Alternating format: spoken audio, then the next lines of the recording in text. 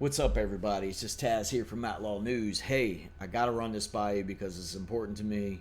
We gotta protect kids out there, the children. I don't know if anybody knows who the 764 group network is, but I'm gonna put it out there. Dan Bongino said something about it the other day, and I'm just refreshing you guys on what this group is and what they do. And I'm going to read this before I get on with the Dan show. But the 764 Network is a decentralized international extremist group that law enforcement identifies as, a violent extremist NVE network, described by the FBI as a form of modern-day terrorism. Its members focus on sowing chaos and seeking the downfall of civilized society by preying on vulnerable populations, minors. That'd be your children. So that's a little bit of a definition on what the group is. Of course, it goes deep, folks, and I really don't know what I can share on here or not. Hopefully, I don't get in trouble for none of this. But the targeting they do, they groom children. They make them hurt themselves. They feed them a bunch of crap.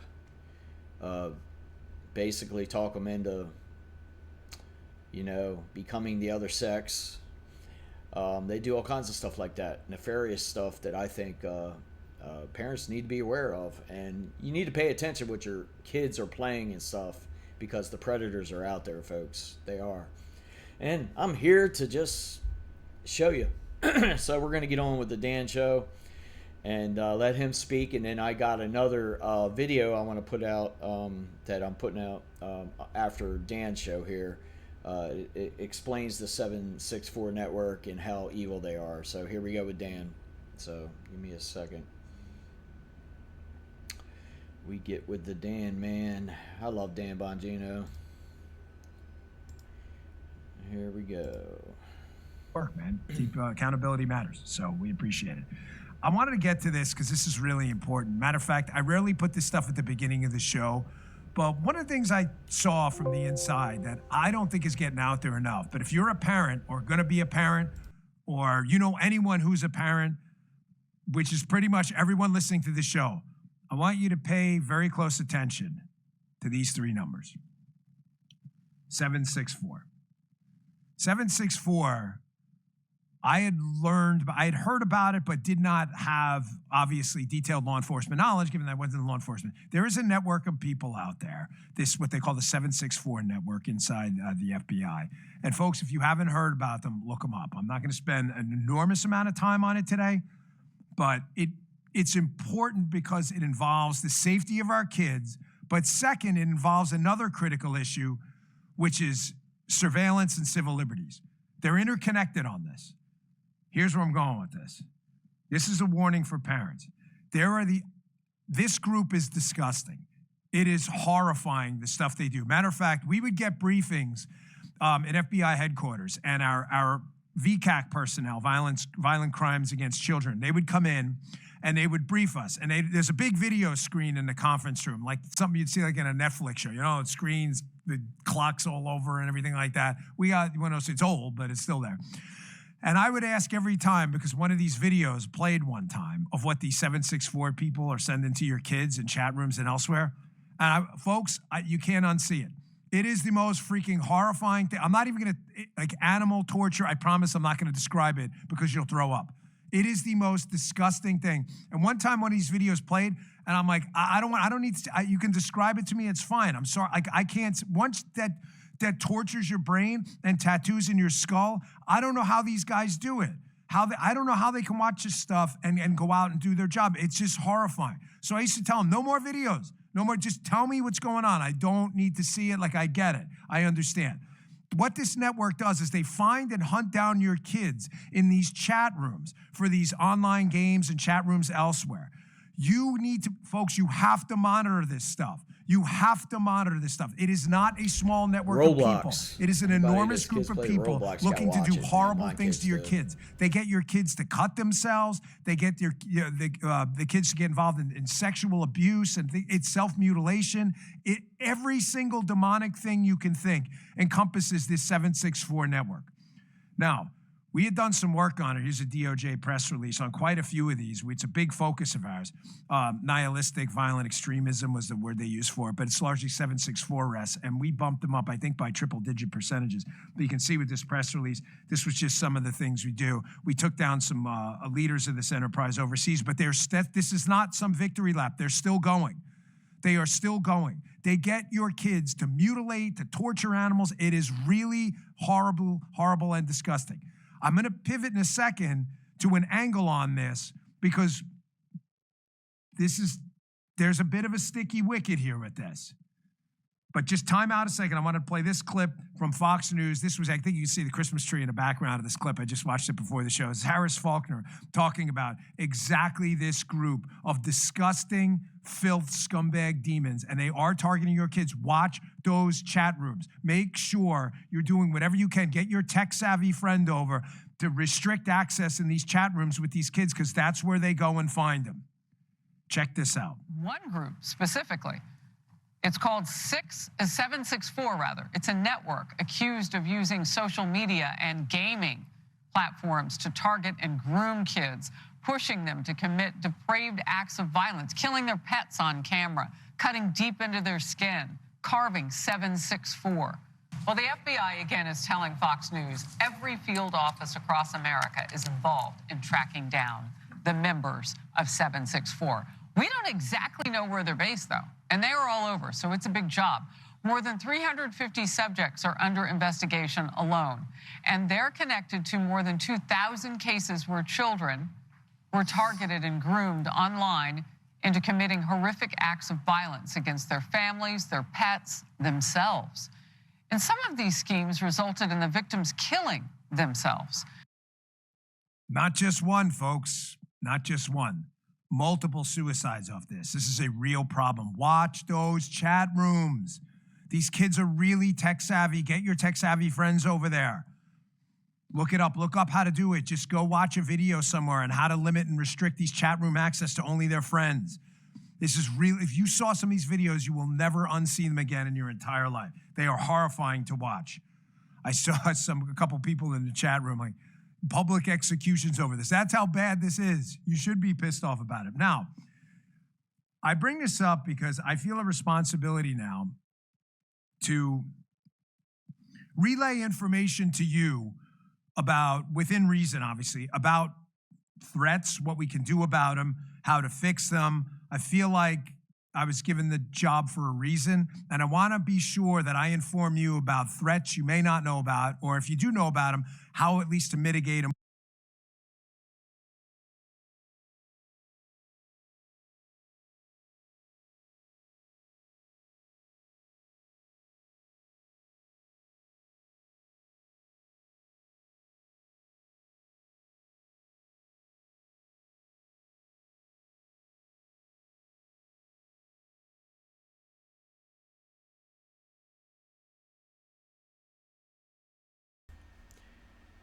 Well, that is the Dan Bongino show, and I'm going to put on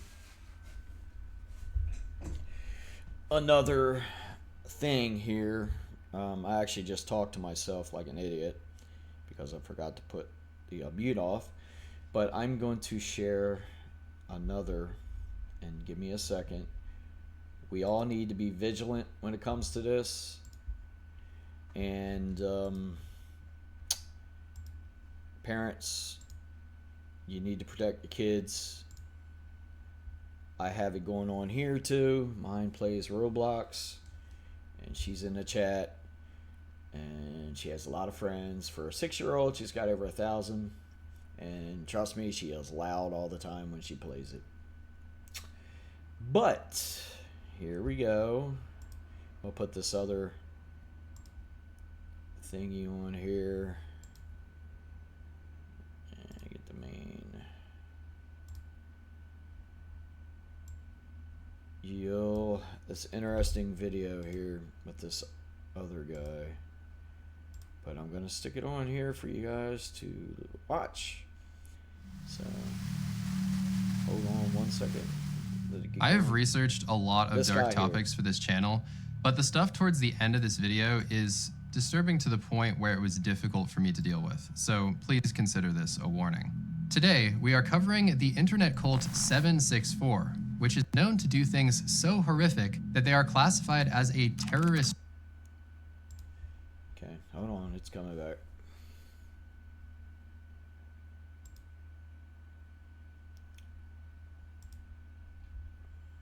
Organization by the US government. Right now, every single FBI field office is hunting for the cult leaders, and there are more than 250 ongoing FBI investigations.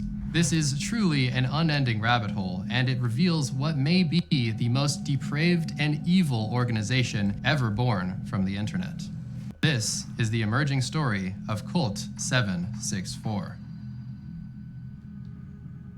In order to better understand what has happened in the past couple years, we first need to trace the origins of the 764 network and talk about the founder who put all of this into motion in the first place. This guy's just gonna run you through the Everything started when Bradley Cadenhead, a 15-year-old from Texas, became involved with a Discord server named Cult.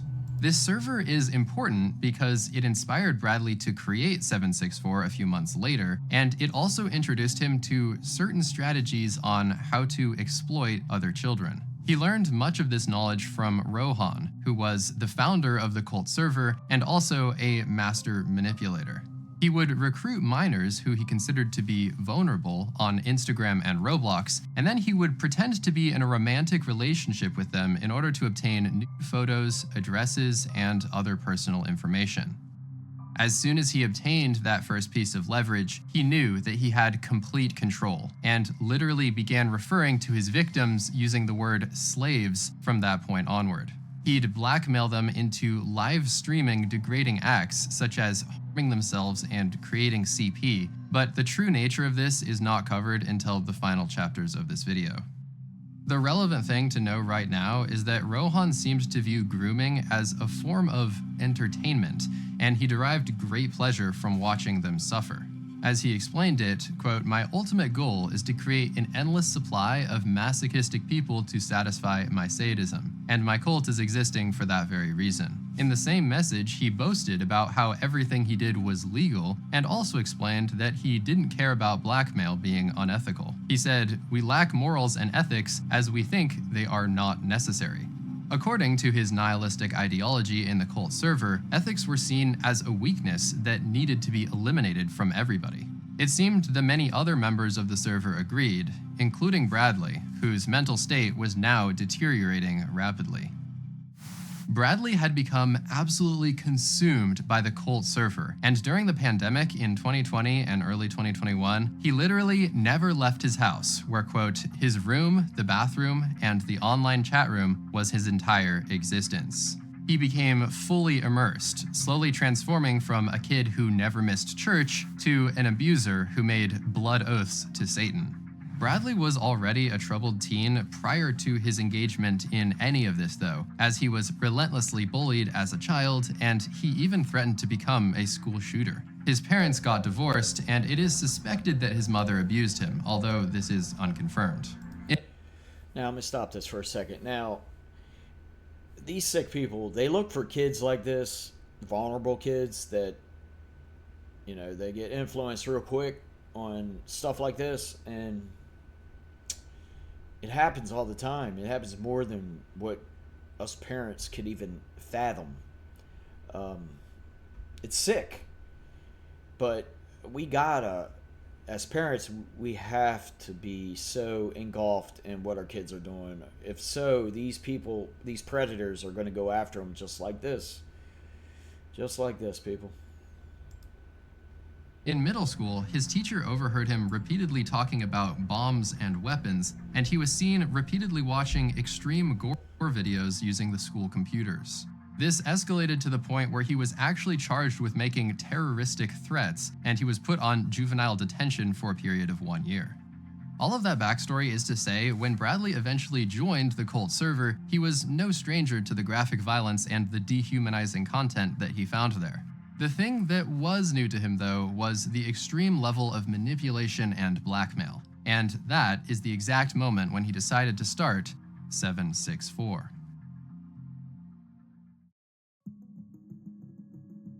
In early 2021, Bradley, quote, stopped caring about anything, and he reached a breaking point. He had completely withdrawn from society by this time, and his only human interactions were these toxic echo chamber chat rooms with other depressed and nihilistic teenagers.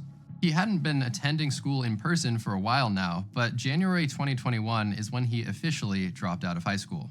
Within 1 month, he had started the 764 Discord. The following events were all part of a carefully arranged plan by Bradley. He brought along all of his philosophies and the stuff he learned in the cult server, but this time, he was the leader who had all of the control.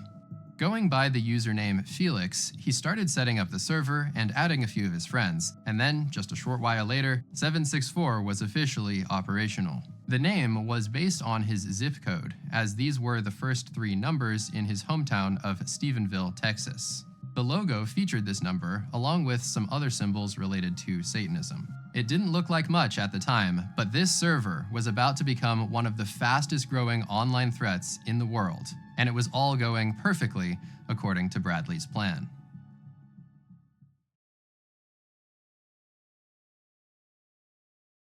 If you're struggling with any of these things, please stop watching this video now and use the resources that are on screen and in the description. Please note that sensitive topics have been redacted in order to comply with all of these YouTube guidelines, policies, and also these best practices. I say with no exaggeration that this cult is one of the greatest dangers to kids today, and my hope is that learning about it can have a preventative effect. Parents in particular need to hear about this stuff so it can be avoided at all costs. And that's why I'm sharing this, folks, because I don't know who can find videos like this. The following chapters demonstrate what it might be like to join 764, and the chapters are ordered chronologically based on what a victim might experience, starting with their recruitment, then moving to radicalization, and finally ending by covering some of the abuse and violence that typically follows. Coincidentally, by structuring the video in this way, each chapter also tends to get more and more disturbing as the video goes on. Level 1. Recruitment. You can't really be a cult leader if you don't have any cult followers. Bradley's primary focus therefore became growing his server, with the end goal of grooming and exploiting as many of his followers as possible. He started spreading edgy advertisements like this one, which included multiple embarrassing spelling errors and the catchphrase, "Cause chaos with us, join today." Without any context, that almost makes it sound like he was the leader of some hidden dark web organization, but no, it was just a Discord server in plain sight. Once we get to talking about all of the events that took place in this server, you will realize just how insane it is that this was happening on a mainstream social media platform. In fact, this was actually part of Bradley's recruitment strategy though, as by using Roblox and Discord, he was able to target kids who were just gaming and he didn't raise any suspicion. This was the ideal environment where he could befriend or love bomb them using fake identities and lure them into 764. Bradley and his group would also heavily recruit from forums related to topics like depression and bipolar disorder, as they found that these people were easier targets. Any post tagged with eating disorders also became a prime target as well, so anyone who posted something related to this was likely to be directly contacted by Bradley or a 764 member. Something that is also pretty concerning and worth mentioning is that Bradley's recruitment strategy was invisible to parents. Even if a parent looked at their kid's phone or screen time data, all they would find is regular apps and regular games. After all, there is nothing inherently bad about using mainstream social media and a popular game like Roblox, which is literally marketed to children. 764 both knew this and took advantage of this, and it ended up being the key to their growth. Level 2. Radicalization. After several months of expansion, the server was now attempting to radicalize thousands of people at once, and this actually became a problem for Bradley.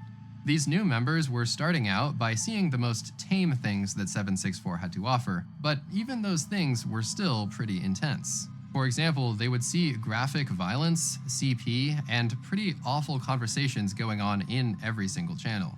For instance, they would probably witness chats between the sadistic neo-Nazi members who would talk about getting pleasure from watching people suffer and hating other people based on ethnicity. Bradley did his best to radicalize the new members and onboard as many of them as possible, but this was where the problem arose. So many new people had joined the server recently that some of them weren't fully on board with the disturbing content. When they saw the CP, they reported the Felix account to law enforcement and to Discord's safety team. Bradley had also been posting CP and gore in another server called No Feds Paradise, and he was taunting other users who called him out for his behavior. So, as you might expect, his Felix account was quickly banned.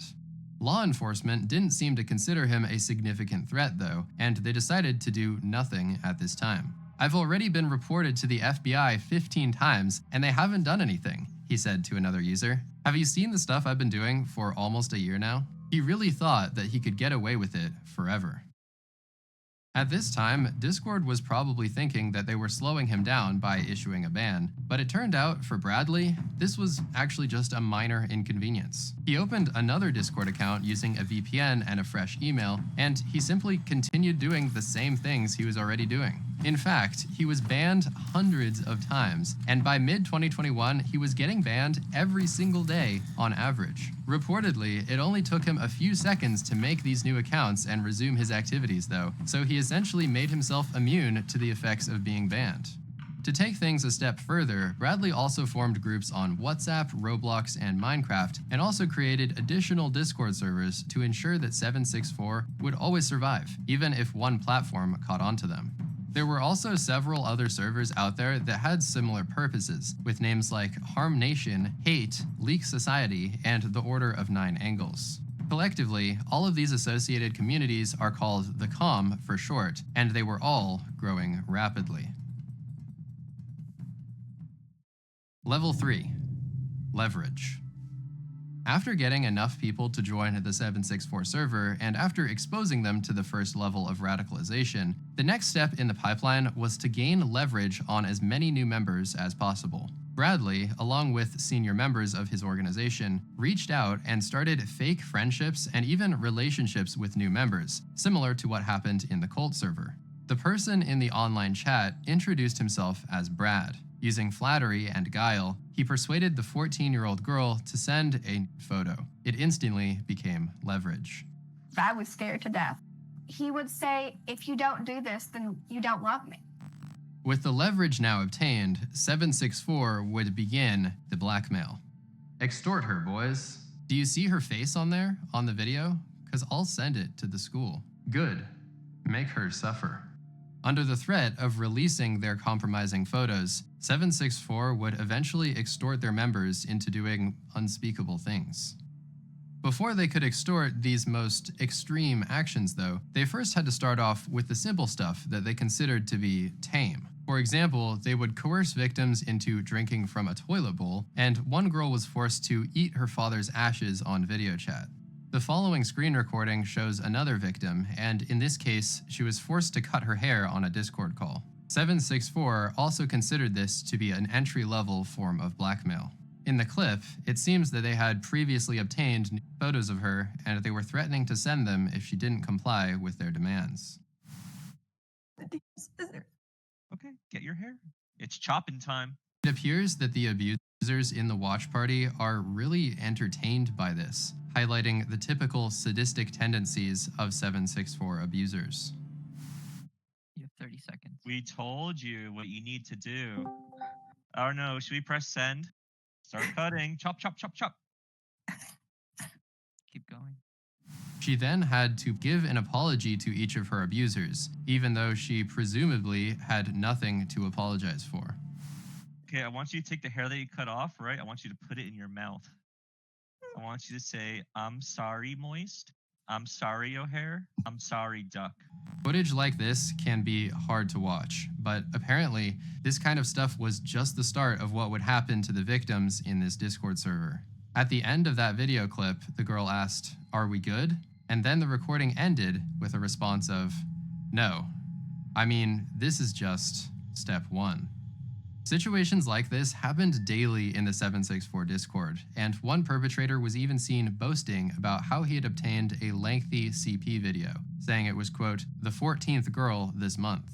Now, if you just multiply that by the hundreds of members who are in the server, you can take a guess at how many people were being manipulated. The number gets even higher when you remember those messages from earlier, showing how multiple predators would swarm a vulnerable victim and extort them simultaneously. The future levels demonstrate just how far that extortion could go. Compromising photos probably were the most common form of leverage, but 764 would also find other ways to manipulate their victims. Some of them would hack into their phones or computers, trick them into downloading viruses, or use other illegal methods to gain control of their data. From there, they could gain access to sensitive information like their address and make direct threats on their families. It was common to get threats of someone showing up at your house, and many swattings were also called in. This advertisement in a 764 splinter group shows a, quote, SWAT for hire service, with prices ranging from $10 to $30. Another strategy they used to get info was asking government agencies directly, using falsified emergency requests. Surprisingly, in some instances, these fakes were so convincing that 764 was actually granted sensitive info about their victims. From this point on, almost everything revolves around leverage. Once they had something on you, they weaponized it to gain even more leverage, up to the point where they had total control over your life. I mean, how do these people even think of shit like this? I mean, a kid came up with this. I mean, how smart are these kids now? The technology, the AI out there, it's going to make things like 1,000 times worse now. So we got to look out for our kids, folks. More like this is going to happen, especially with AI out there impersonating people's voices. I mean, they're already doing that. People are calling people, ask for money, and they think it's a relative of theirs. You know what I'm saying? It's crazy. I mean, crazy, to say the least. Level 4. Animal cruelty. This was another early form of extortion that often happened before things escalated to be more extreme. Similar to the previous level, 764 would leverage compromising or vulnerable material that they had on a new member and threaten to release it unless they started hurting their pets. Senior members of the cult liked this practice as it provided plenty of videos for their lore books. These so-called lore books were basically just big digital folders of abuse content, and many senior members had the goal of making the most graphic and extreme lore book so that they could pass it around like a trophy and show others what they had done. Forcing someone else to hurt an animal was apparently considered a mild but valid entry into one of these books. One example was this video, where a 14-year-old held up her pet hamster in front of the camera while she was live streaming inside of the 764 server. Bradley yelled at her, "Bite the head off or I'll F up your life," as he continued to hide behind his username, Felix. Dozens of other people were also in the voice call watching with great anticipation. "Stop crying," one of them said, as the girl was obviously sobbing and unsure about how to get out of this horrible situation. As the call went on, she was eventually forced into harming the animal in a number of ways, and a little while later, the family's pet was dead. In another case related to this topic, a user named HolyGirl222 was forced to kill her cat.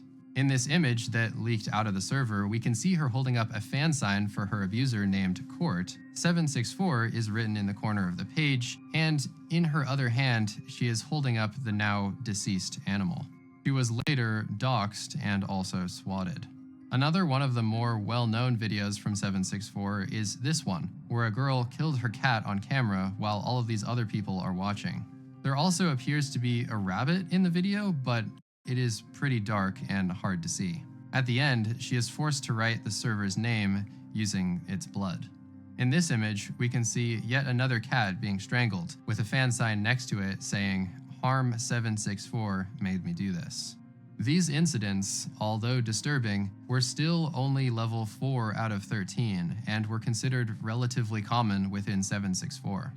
For this reason, this girl's mother feared that the same might happen to her animals, and she had to lock all of the family pets away behind closed doors for their own protection. She even had to sleep with a kitchen knife under her pillow, just in case she had to defend herself from her own teenage daughter who was in 764.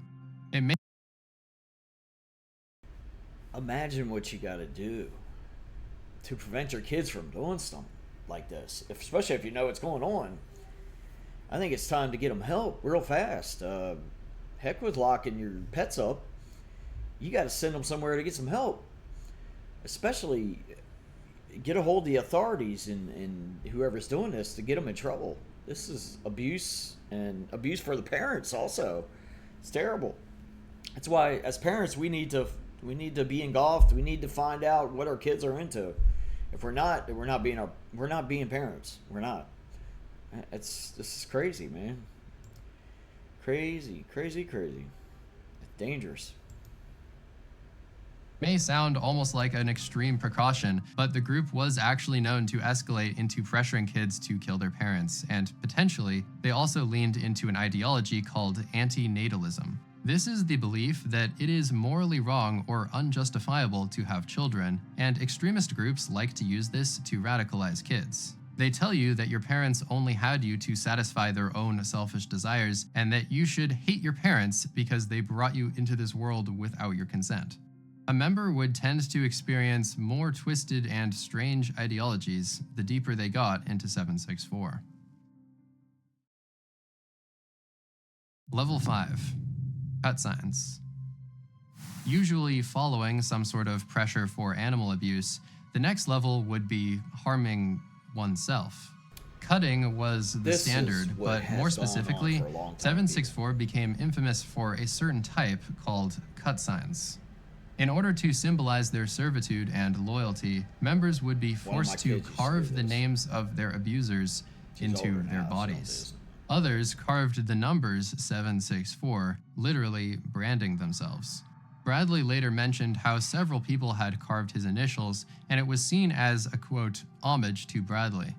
This would leave them with permanent damage and scars from the initials, and also sometimes they'd use symbols related to the cult. For example, she carved a swastika, and apparently after a while she had so many cuts that she couldn't even recognize a square inch of her body. As was the standard, the abusers inside of 764 watched her do all of this, mostly on live streams within the server, and Bradley went on to repeatedly boast about this type of thing. "I make b****s eat their house pets and cut for 4 hours straight. I got proof, too." "You a freak of nature," another user replied. "I'm the real deal." The following is a chat log example of what it looked like for Bradley as he extorted members into cut signing, using a leverage photo he had previously obtained. "You don't want that photo posted everywhere, right?" "Of course I don't, but I don't want a cut sign for you either." "Do you really think that you're given a choice?" "Okay, but like why me, bro? I didn't do anything." "You're going to do something for me, cutting or not. Can't you find someone else, please?" "No." Evidence of cut signs were another staple in the lorebook collections of high-ranking members. Here we can see a folder of one guy who had amassed a collection of more than 8,000 images and videos of children, including infants and toddlers. This collection landed him in federal prison with a 7-year sentence, but it also established him as a legend in 764 history, highlighting just how much respect you would get if you had a big collection. Perpetrators like him literally considered cut signs to be proof of ownership over their victim. They would say, like, if you cut my name into your body, then I own you. 764 had such complete control over the girl in this clip that she apparently couldn't be left alone for more than 10 minutes because she would be at risk of hurting herself. Fortunately, she eventually was able to move beyond this terrible time in her life and is now recovering many years later. Level 6. Potential escape. Crazy. After suffering through the first few levels of the cult, some users would try to leave, but Escaping preying on kids like 764 this. was exceptionally difficult. You couldn't just decide to leave the server one day because they would fight back and they would go ahead and deploy all the leverage they had built up against you. For example, one mother disconnected her daughter from the internet because she found out she was covered in cuts and she had heard her talking to 764 members while in the bathtub. It had escalated to the point where the mother said, "If I had not been at the bathroom door, I have no doubt I would have lost my daughter." After she cut off her teen's contact with 764 though, she discovered firsthand what happens to people who try to escape the network.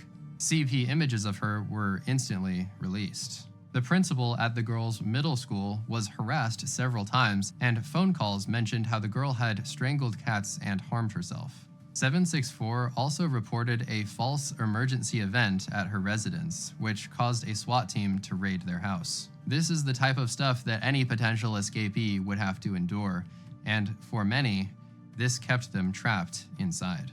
They would receive messages like, "All right, I guess I'ma have to send," alongside other threats to release their photos and sensitive information. In this case, it worked. "No, okay, sorry, I will. What do you want?" Yourself. Simple, right? You're like my dog now, on a leash. The bleak reality is that almost nobody left 764, and those who did suffered the consequences.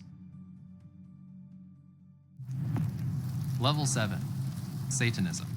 This is the edgy branding layer that is always present in all of the levels, but it's also being ordered at level 7 because it has inspired violent crime. Satanism is one of the things that was carried forward from the cult server, and it would be introduced to new members as a defining ideology of 764. At times, though, it became much more than just an ideology, such as this case where the Brazilian police arrested a 764 group who was planning an attack on a Lady Gaga concert. This took place in Rio de Janeiro, and allegedly, one of the members of the splinter group was planning a, quote, satanic human sacrifice of a child or baby, which was to happen during the concert. They were found to be in possession of illegal firearms and also wanted to use explosives in their terror attack. One of the members of the group was also charged with live streaming a separate attack on a homeless man. According to the police, he started a live stream in the 764 server, recording the entire incident. He approached the man who appeared to be sleeping on the sidewalk, and then he hit him with 2 Molotov cocktails. Police seized the phones of all the members of this group, and allegedly also found a lot of CSAM, CP, and other illegal and disgusting content. Another tie to Satanism is that some members may have been required to make blood oaths in order to prove their loyalty. This is more tied to a similar group called the Order of Nine Angles though, so it's uncertain just how many blood oaths actually took place inside of 764 itself.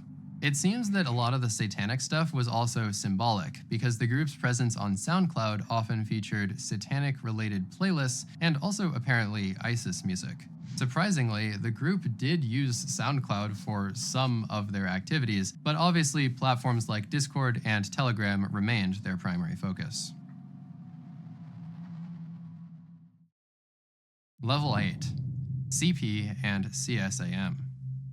Usually following some of the abuse mentioned in the earlier levels, this is when the extortion would really start to get extreme. 764 would try to get their members to record large amounts of CP. To be clear, this stuff would be a lot worse than the leverage photos that were mentioned earlier. Those photos were really just strategic and used for 764 to get their foot in the door, and then later on, they would try to force their victims to record even more extensive and violent content. This form of severe extortion became Bradley's specialty, and he was absolutely obsessed. He would frequently boast about it, saying things like, quote, "I'm known for being a pedophile," to which another user responded, "Felix, the CP god." He groomed countless members and created original content, but he also started amassing a huge storage of CP that he had encountered elsewhere in the comm. He claimed to have collected several terabytes of CP, and one time he posted a video that a user said showed a sex act involving a baby. Inside of 764, it really was a culture of kids exploiting other kids in the network, as Bradley was still a minor himself at this time. However, over time, this huge library of content inside of 764 also started to attract much older adults. In this video, one of these adults was in the middle of grooming this girl when her dad walked into the room. Hey, can you hear us? Hello? Yeah, I can hear you. Hey, what's up? Yeah, I'm 27 years old, by the way, and I want your daughter to do stuff for me. Okay, that's fine. I'll report you to the police. Oh, I'm sure you will, fatty. Can you leave the room, though? I'm busy talking with your daughter. I just saw her and she's like 16, I'm 27. Make her lift up her shirt. I will be reporting you to the police.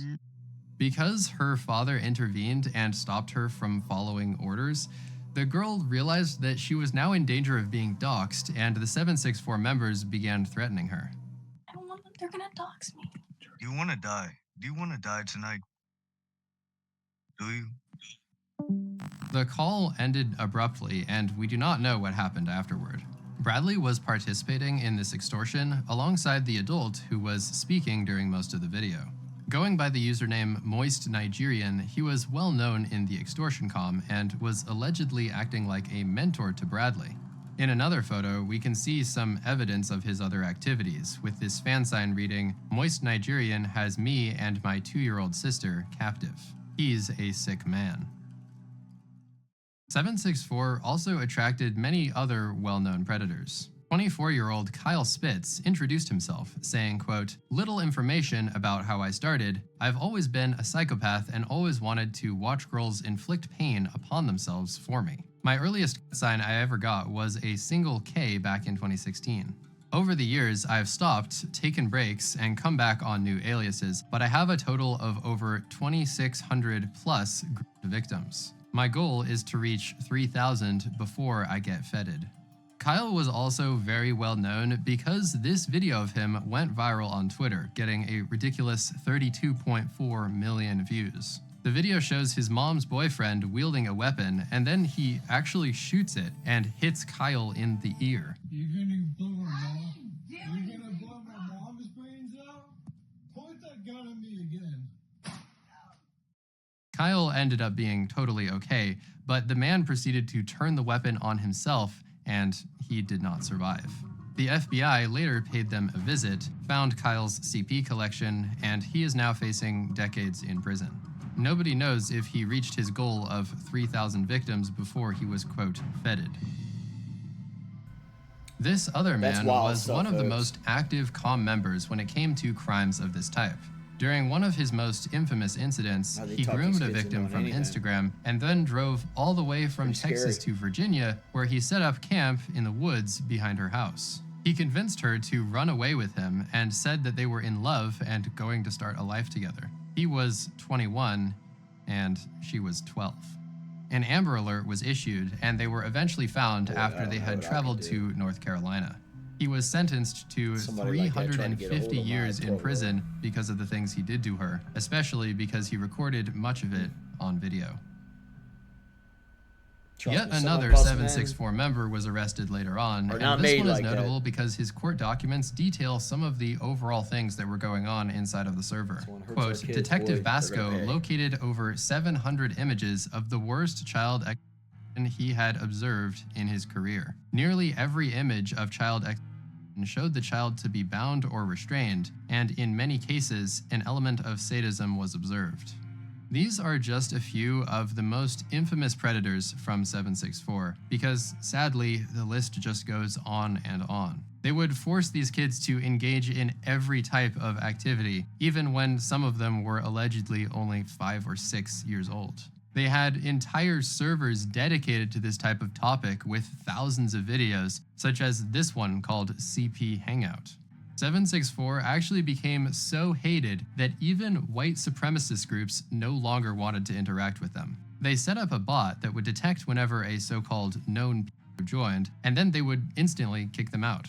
764 was shocked by this because many of them literally were white supremacists, and their CP had just become so notorious that even the supremacists needed to create some distance. Level 9, ranking up.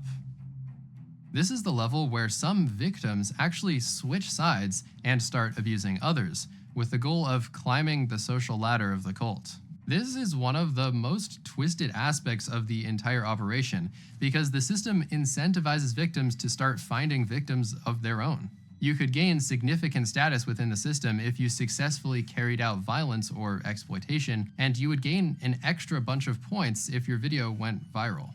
As the FBI said, it's sort of a badge of honor within some of these groups to actually do the most harm to victims. Now, Even I can't if believe you weren't parents being don't know. actively extorted, though, The shit you could goes still on. do something really? very extreme yourself and There's gotta be potentially signs take there, the target right? off your back You and think? become respected within 764. Just saying. This created a very chaotic culture inside of 764 because basically at all times, most members were trying to extort each other and force them to do insane things on camera. Recording your own violence towards people in real life was also considered to be worthy of respect, though, so it wasn't just extorting others. As mentioned earlier, many members would create lore books of their victims, and they would also put their own personal violence in this lore book and share it with others to increase their rank. The more extreme your lore book was, the more praise you would receive.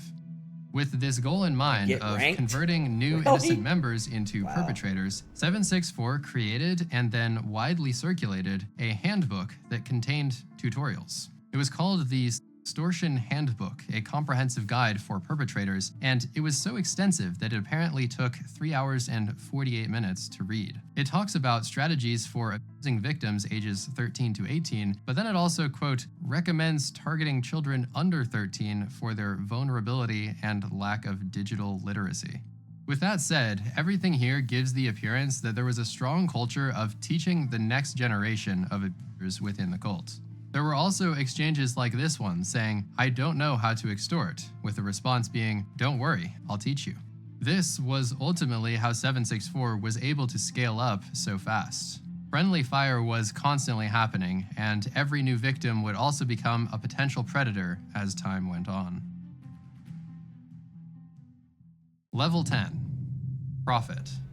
Disturbingly, it appears that many of the activities within 764 were motivated both by a desire to exploit and also a desire for profit. The network allegedly became somewhat of a hub for buying and selling CP, and members would use this marketplace to profit from their exploits. At one point, Bradley claimed that he had made $10,000 the previous day selling CP, and in another conversation, he claimed that he had made as much as $25,000 per day.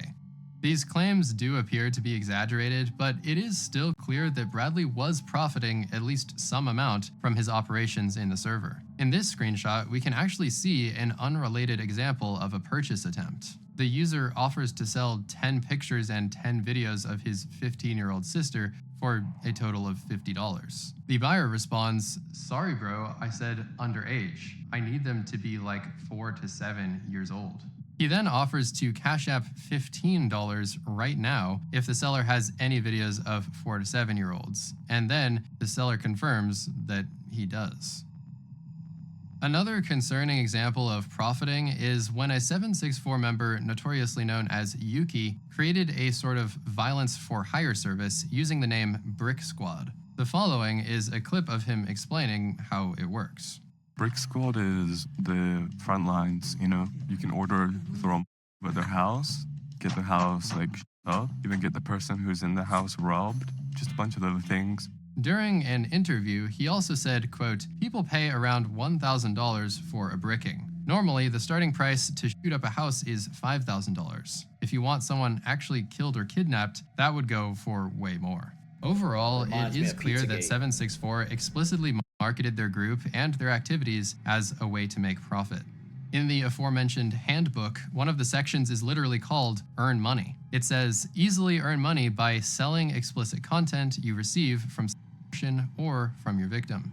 In accordance with all of this, it seems that the Discord server and the WhatsApp groups basically became black markets to fuel their own operations, and it remains unclear just how big the economy became over the years.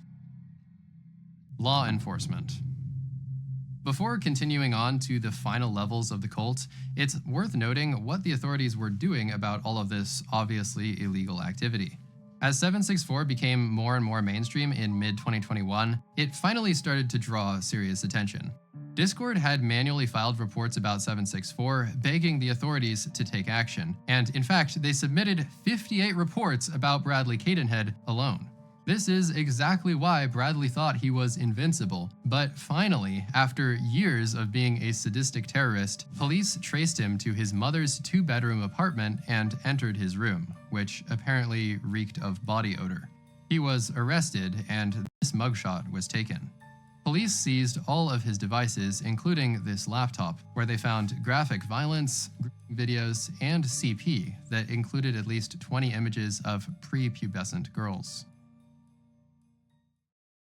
Sometimes, terrorist groups disappear when their leader gets arrested, but 764 would not be one of those groups. As described in the upcoming levels, the cult continued to thrive and even grow after Bradley was out of the picture. Following Bradley's arrest, the cult carried out some of its worst activities yet, and this is where it got so bad that the FBI classified 764 as a Tier 1 terrorist organization. Tier 1 is the highest possible level of threat in the FBI, and with that in mind, they opened over 250 investigations spanning all 55 of their field offices. The director of the FBI also tweeted about 764, calling the cult deeply disturbing and reinforcing that those who come after America's children will face justice. The agency would go on to make several more statements to the same effect. During Bradley's trial, a prosecutor said, "Very rarely do we get a chance to look evil in the face. This may be one of those times." After seeing the contents of Bradley's laptop, the judge, quote, listed all of the Bible's 7 deadly sins by name and said there was evidence of them in this case. The judge then turned directly to Bradley and said, "There is something horribly wrong with you. Horribly." In 2023, Bradley was sentenced to 80 years in prison. But somehow, as of now, he is already eligible for parole on his active sentence. Since he is serving multiple consecutive sentences, though, he will still need to be cleared for those other sentences if he is ever granted parole for his first sentence. Additionally, because his cult is still ongoing, Bradley remains a threat and is therefore very unlikely to be released anytime soon. Violent extremism. Gore and graphic violence were always considered to be defining elements of 764, but shocking real-life violence and literal terrorism escalated after Bradley's arrest. These attacks were often seen as yet another level within the cult, and the attacks were considered to be much more prestigious. Sometimes people would be forced into violence, such as this example where someone said, "I groomed a British person into killing her neighbor." Other times, though, people would stream themselves committing actual murder because they wanted to gain more respect and status within the org. Quote, "stabbed someone." Another user replied with "cap," to which they said, "not cap, and I can prove it." This happened in Romania because a 17-year-old member named Tobbs764 was trying to gain status. He was a new generation member, meaning that he was most active after Bradley was arrested.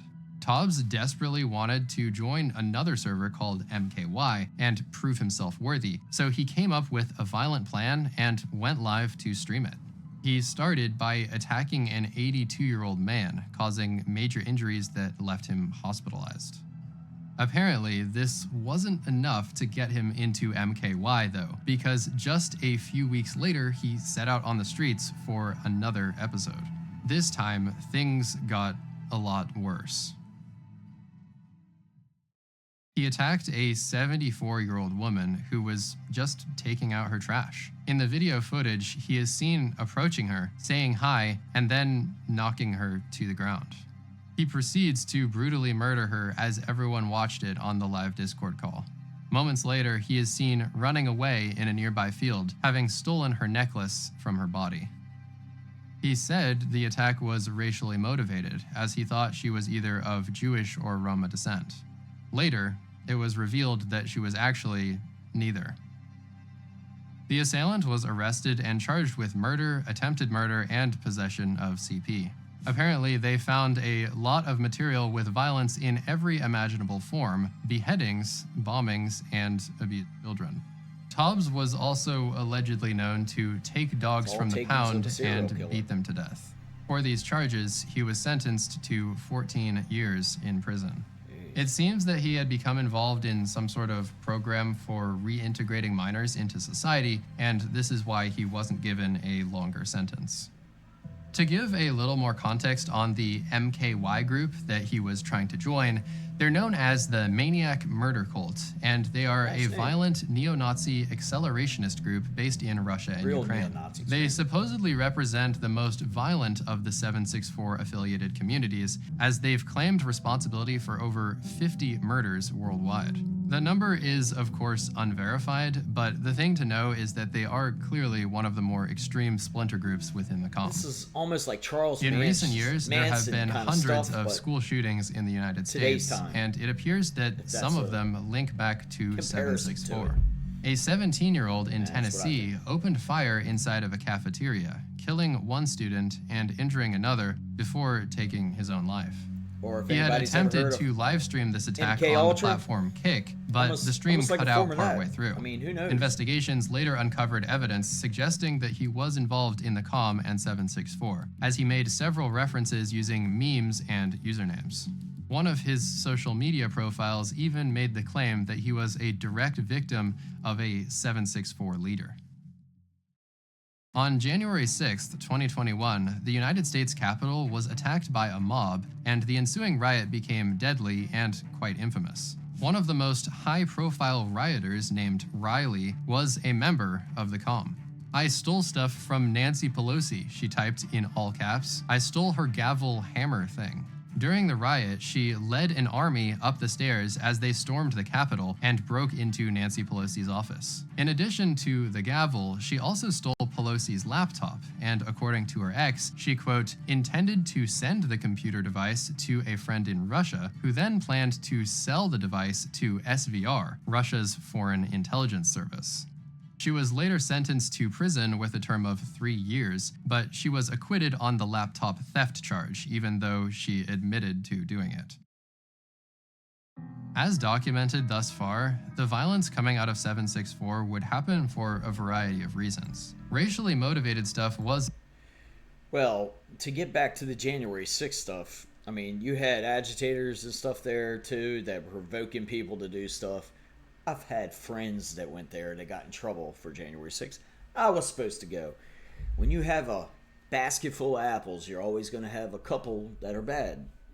That's all I'm saying. Not everybody is the best. And I don't believe the January 6th bullcrap because I know I'm from Maryland. I'm from that area. I've been to D.C., worked in there plenty of times, and them Capitol Police let them people in. There was no insurrection. You can't have an insurrection without weapons. It's bullshit. So that's my take on that. So if anybody wants to argue the fact with me, leave it in the comments. We'll have a talk about it. But other than that, back to the show.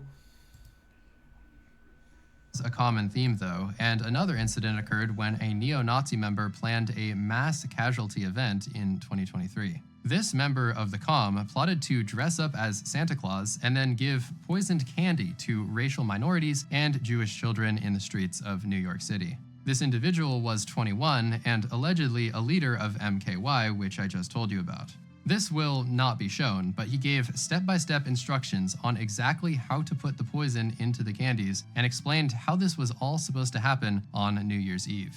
Luckily, this is one of the incidents where the FBI actually prevented the attack, as the MKY member unknowingly communicated these plans to an undercover agent who flagged the upcoming deadly event. The man pleaded not guilty, but if convicted, he faces up to 50 years. In that case, authorities did an excellent job of apprehending him before anything could happen, but that was sadly not the case in many other violent extremism cases. To give a final and chilling example, at least 8 attacks in Western Stockholm can be linked to the violence-approving internet movement 764.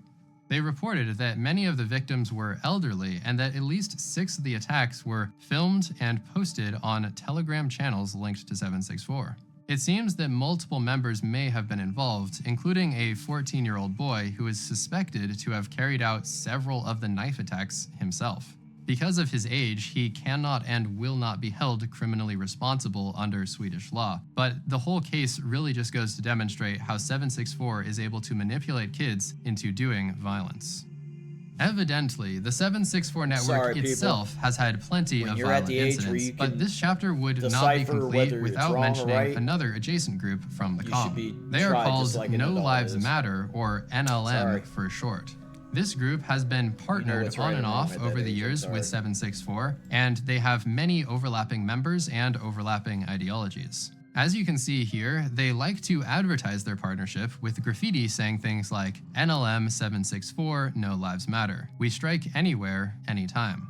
As you may infer from their name, they do not value any form of life whatsoever, and they often seek to end it. To give you an idea, you have to do something really violent just to join the group, as seen in this announcement message reading, NLM only accepts acts which harm the mundane, for example, beatings, arson, etc. Similarly, we can also see this other post from a comm group called Hive, encouraging prospective members to do brickings, stabbings, beatings, graffiti, arson, and extortion.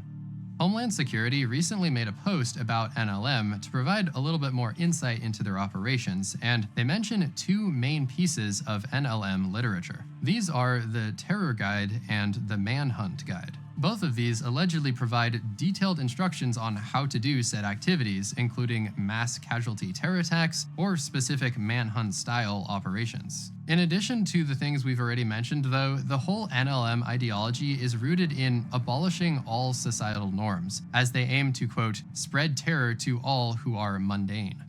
Notably, though, they do not want to replace or change anything about society, they simply just want to destroy it and witness its downfall.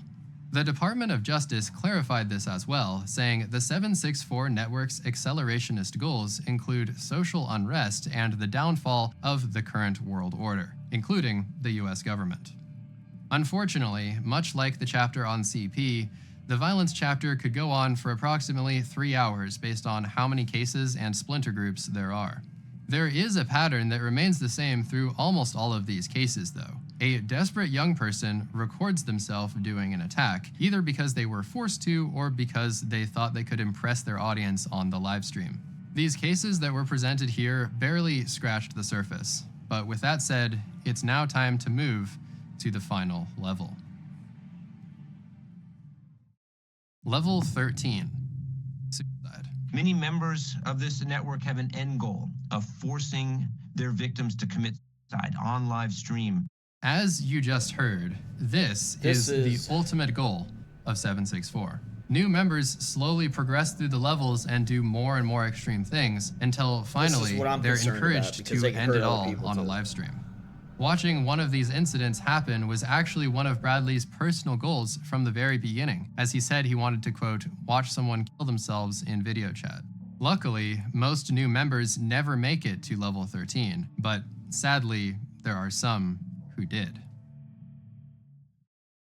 Should I kill myself? Yes. Tonight? Yes. What should I do? 764 members provided complete guides in excruciating detail on exactly what to do. They encouraged it, explained it, and apparently loved watching it happen. The videos would be saved and added to a lore book. The experiences were traumatic. I watched a girl hang herself from her closet, Sophia says, adding that the girl survived. I saw somebody himself right in the face. One of the cases that I personally consider to be the worst involves a 25-year-old man from Minnesota who was in the middle of a mental health struggle when he joined 764. His name was Samuel Hervey, and he found a home in this community.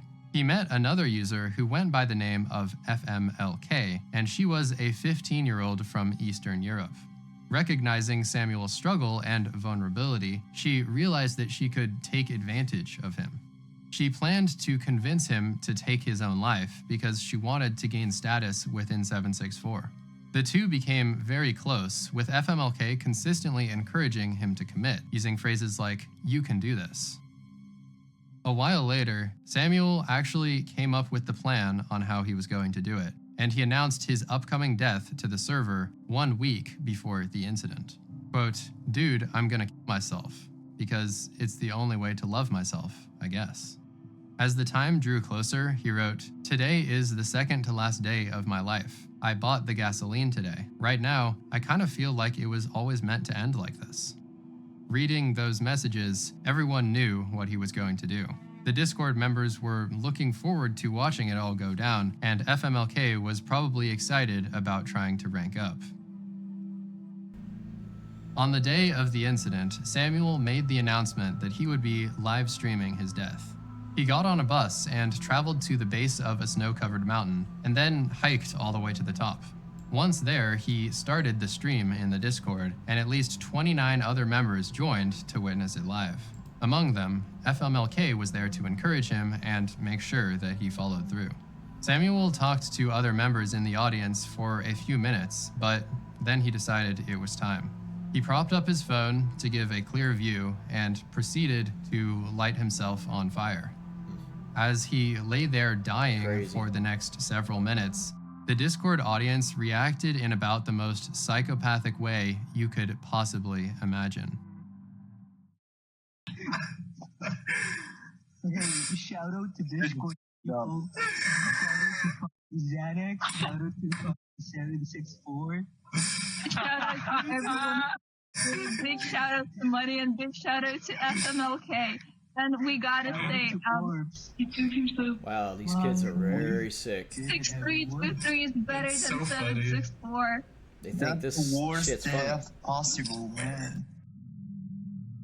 The 764 members sat there celebrating, laughing, and calling it, quote, "so funny," until eventually he stopped moving. In their typical sadistic fashion, it appears as though 764 members were thoroughly enjoying this activity. FMLK was heard in the clip, giving herself a shout out and ensuring that she would get credit for the incident. She later described how she celebrated Samuel's death as a big moment for her own advancement, saying, quote, "I was getting my big break. It was a competition of who could do the worst thing, so obviously I felt very cool." 4 months later, FMLK would go on to claim that she had lured another suicidal girl to the server and similarly convinced her to stream her death. She also admitted to arson, saying that she set fire to a dry grass field that was nearby a rural village and recorded a video of the fire spreading to the nearby buildings.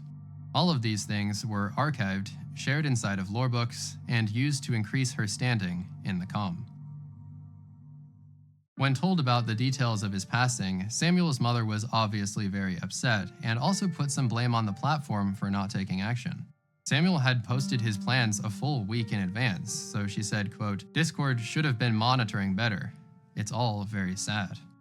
As a further demonstration of Discord's behavior, FMLK wasn't even banned until 3 years after the incident, and as you all know, she probably just made a new account anyway. Surprisingly, I also could not find any evidence that she was ever charged for any of her actions. As seen here, FMLK agreed to be interviewed by the Post for an article, but only under the condition of anonymity. At the time of recording this video, a developing case on this level is centered around a 20-year-old man from Germany.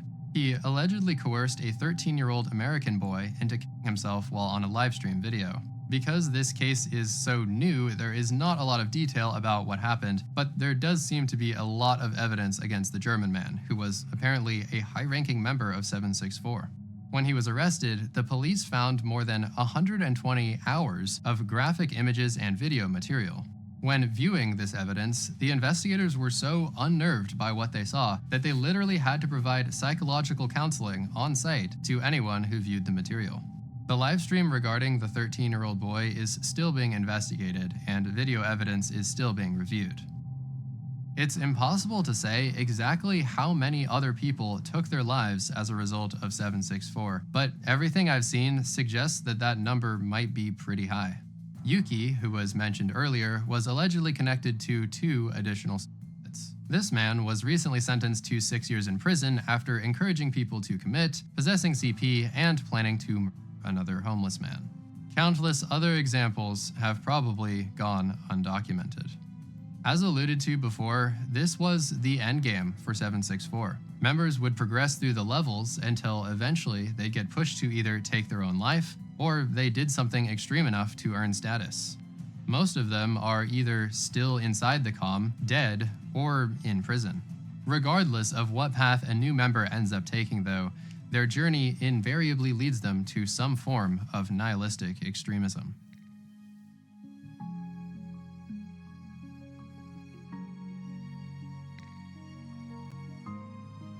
I had no other option but to give them what they wanted, to quit or tap out.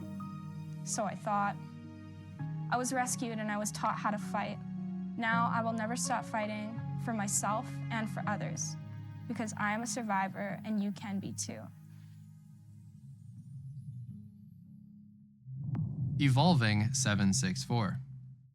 The network still exists today, and it continues to change as time goes on. It is shocking just how long things went on before they faced any major resistance, but in the past couple years, the FBI and other international agencies have begun fighting aggressively. Discord finally started banning more people, but unfortunately, as we saw earlier, it's not difficult for them to just make a new account. Discord reportedly banned 34,000 accounts in 2023 alone, and if we extrapolate a little, we can guess that they've now banned probably over 100,000 accounts directly tied to 764. Discord likes to flex these stats for publicity reasons, but the truth is, their moderation could still definitely be improved. I found this post from just a few months ago where someone said they reported a 764 cut sign, but Discord, quote, decided not to take action on the content you identified.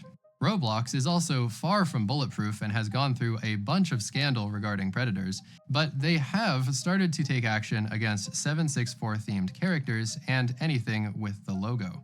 As you can see here, one of the characters has the logo, and another one literally contains the words, "I love CP." And I have no idea how this was allowed to be created in the first place. With all of that in mind, none of these platforms are really legally responsible for the actions of their users, and therefore they have little incentive to take serious action. It seems like the only real reasons they're trying to do anything is because this type of stuff harms their users and gives them a really bad reputation, especially when people watch videos like this one.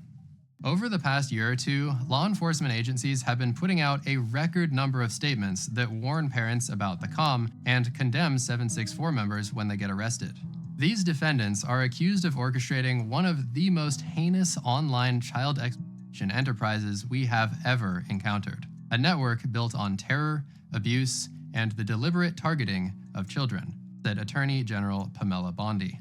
We will find those who exploit and abuse children, prosecute them, and dismantle every part of their operation.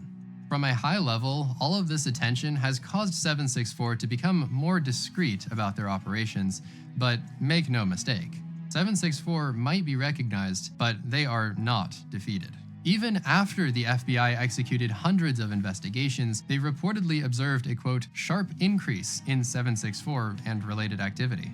While researching, I found brand new articles about brand new atrocities as recently as a few days ago. Each of these articles that you're seeing now has been published in the past month alone. It is insane just how easy it is for any lonely kid to stumble into all of this, but hopefully the information presented in this video can help someone recognize the warning signs at level 1, or ideally, help someone steer clear from this group entirely. No matter what happens though, do not let them get that first piece of leverage. As they told her, that is just step 1.